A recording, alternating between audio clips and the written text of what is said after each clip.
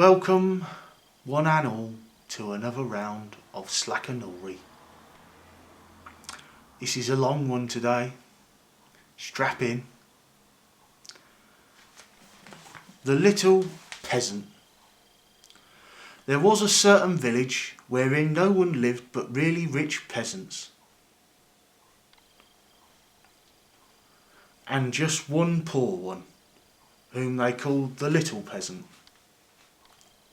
He had not even so much as a cow, and still less money to buy one. And yet he and his wife did so wish to have one.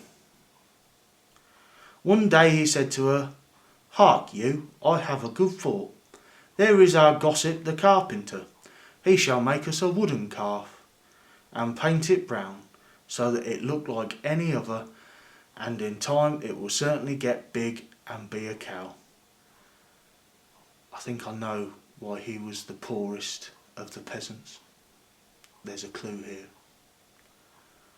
The woman also liked the idea, and their gossip the carpenter cut and planed the calf and painted it as it ought to be, and made it with its head hanging down as if it were eating.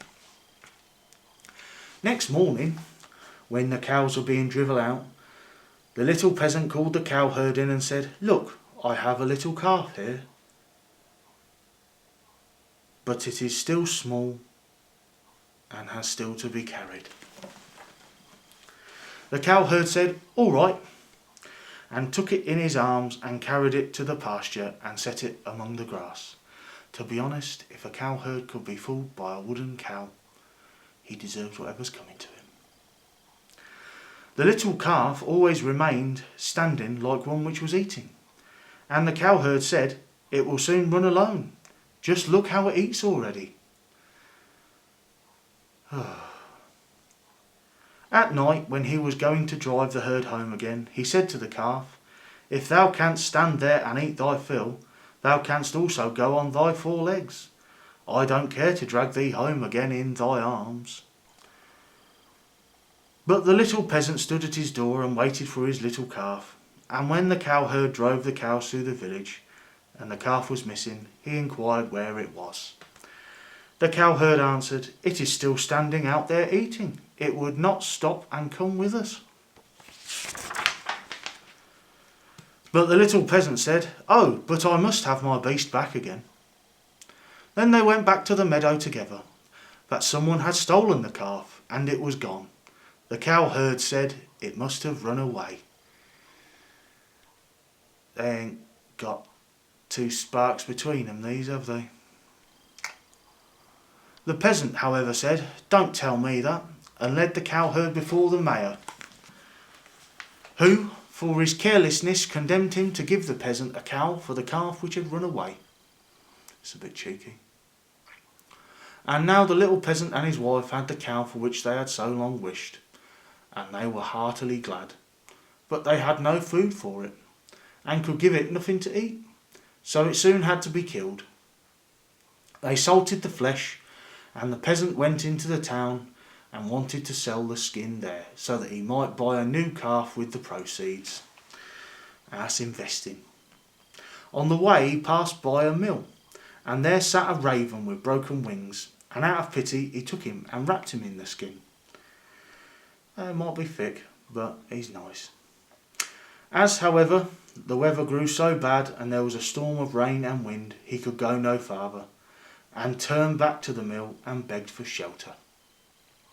The miller's wife was alone in the house and said to the peasant, "Lay thyself on the straw there," and gave him a slice of bread with cheese on it. Well, that's nice. The peasant ate it and lay down with his skin beside him. And the woman thought, "He is tired and has gone to sleep." In the meantime came the parson. The miller's wife received him well and said, "My husband is out, so we will have a feast." The peasant listened, and when he heard about feasting, he was vexed that he had been forced to make shift with a slice of bread with cheese on it. Then the woman served up 4 different things: roast meat, salad, cakes and wine. Just as they were about to sit down and eat, there was a knocking, The woman said, "Oh heavens, it is my husband." She quickly hid the roast meat inside the tiled stove, the wine under the pillow, the salad on the bed, the cakes under it, and the parson in the cupboard in the entrance. I think I know what was going on here. You can normally invite the parson round for tea without it being a problem. So either the husband's very jealous, or the parson's not a very good parson. Then she opened the door for her husband and said, "Thank heaven thou art back again. There is such a storm. It looks as if the world were coming to an end." That must be a storm. The miller saw the peasant lying on the straw and asked, "What is that fellow doing there?" "Ah," said the wife, "the poor knave came in the storm and rain and begged for shelter. So I gave him a bit of bread and cheese and showed him where the straw was." The man said, "I have no objection, but be quick and get me something to eat." The woman said, "But I have nothing but bread and cheese." "I am contented with anything," replied the husband. "So far as I am concerned, bread and cheese will do," and looked at the peasant and said, "Come and eat some more with me." So, is this dude the only one who's actually genuinely nice? We'll see. The peasant did not require to be invited twice, but got up and ate. After this the miller saw the skin in which the raven was, lying on the ground, and asked, "What hast thou there?" The peasant answered, "I have a soothsayer inside it." "Can he foretell anything to me?" said the miller. "Why not?" answered the peasant. "But he only says 4 things, and the 5th he keeps to himself." The miller was curious and said, "Let him foretell something for once." I wonder where this is going. Then the peasant pinched the raven's head so that he croaked and made a noise like "Krr, krr." The miller said, "What did he say?" The peasant answered, "In the first place, he said that there is some wine hidden under the pillow." "Bless me," cried the miller, and went there and found the wine. "Now go on," said he. The peasant made the raven croak again and said, "In the second place, he said that there is some roast meat in the tiled stove." "Upon my word," cried the miller, and went thither and found the roast meat. The peasant made the raven prophesy still more and said, "Thirdly, he said that there is some salad on the bed." "That would be a fine thing," cried the miller, and went there and found the salad. At last the peasant pinched the raven once more till he croaked and said, "Fourthly, he says that there are some cakes under the bed." I think we could see this coming from this point. "That would be a fine thing," cried the miller, and looked there and found the cakes. And now the two sat down to the table together, but the miller's wife was frightened to death and went to bed and took all the keys with her. The miller would have liked much to know the 5th, but the little peasant said, "First we will quickly eat the 4 things, for the 5th is something bad." So they ate, and after that they bargained how much the miller was to give for the 5th prophecy, until they agreed on 300 thalers. I don't know, probably worth more than the pound at the minute. Then the peasant once more pinched the raven's head till he croaked loudly. The miller asked, "What did he say?" The peasant replied, "He says that the devil is hiding outside there in the cupboard in the entrance." The miller said, "The devil must go out and open the house door." Then the woman was forced to give up the keys, and the peasant unlocked the cupboard. The parson ran out as fast as he could, and the miller said, "It was true, I saw the black rascal with my own eyes." The peasant, however, made off next morning by daybreak with the 300 thalers. At home the small peasant gradually launched out. He built a beautiful house, and the peasant said, "The small peasant has certainly been to the place where gold and snow falls, and people carry the gold home in shovels. I'd like to go there too." Then the small peasant was brought before the mayor and bidden to say from whence his wealth came. He answered, I sold my cow's skin in the town for 300 thalers.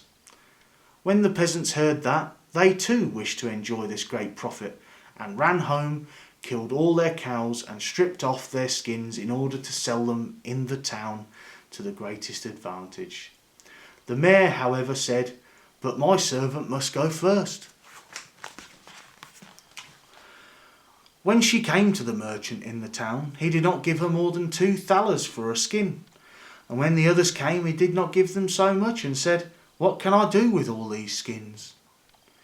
Then the peasants were vexed that the small peasant should have thus overreached them, wanted to take vengeance of him, and accused him of this treachery before the mayor. I wonder how he'll get out of this scrape. The innocent little peasant, he's not innocent, was unanimously sentenced to death, and was to be rolled into the water in a barrel pierced full of holes. Well, not innocent, but that's probably harsh. He was led forth, and a priest was brought, who was to say a mass for his soul. The others were all obliged to retire to a distance, and when the peasant looked at the priest, he recognised the man who had been with the miller's wife. He said to him, I set you free from the cupboard, set me free from the barrel.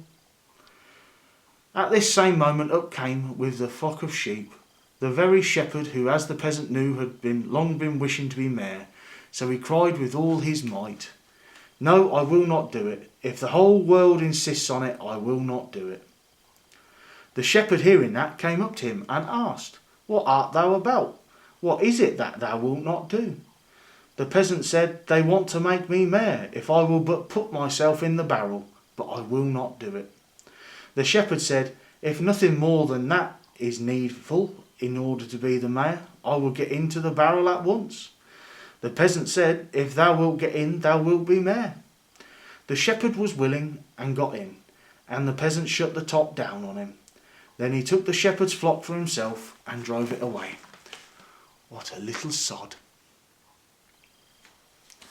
The parson went to the crowd and declared that the mass had been said. Then they came and rolled the barrel towards the water. When the barrel began to roll, the shepherd cried, I am quite willing to be mayor. They believed no otherwise than that it was the peasant who was saying this, and answered, That is what we intend, but first thou shalt look about thee a little down below there. And they rolled the barrel down into the water. After that the peasants went home. And as they were entering the village, the small peasant who came quietly in, driving a flock of sheep, and looking quite contented. Then the peasants were astonished, and said, Peasant, from whence comest thou? Hast thou come out of the water?